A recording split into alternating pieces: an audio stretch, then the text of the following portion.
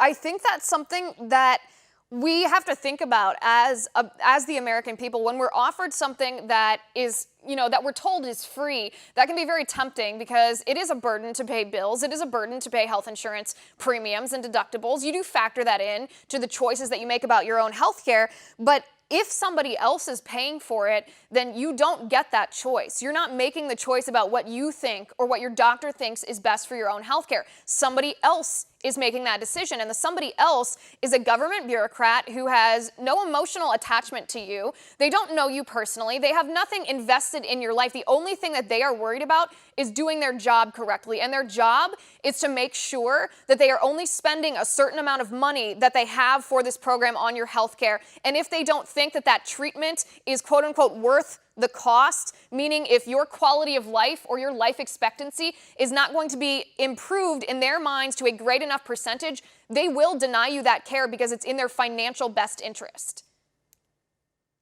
That's right. And it's the old case of you get what you pay for. We've seen this already here in the United States with the VA scandals. That patients, and I mentioned some of them in my book, and it's absolutely heartrending. You had a patient with blood in his urine, could not get seen by a simple VA doctor for weeks and weeks and weeks and weeks, and ultimately died of bladder cancer. The VA called his family a week after he died and said, "Oh, we finally have room for him. We finally have an appointment for him. Too bad, unfortunately, he's dead."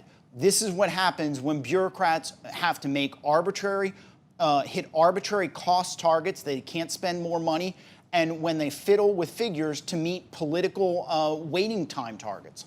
Right, because after all, it's ultimately the people it's going to hurt the most are the people. I mean, we can talk about the money, and I do want to talk about the money, but the most important point to make when you're listening to these Democrat candidates is these people will be in charge of your health care. They can't even agree on the details of a health care plan on that stage, and yet they want us to trust them to make our decisions about our health and well-being for us. I can't fathom having those people in charge of my health care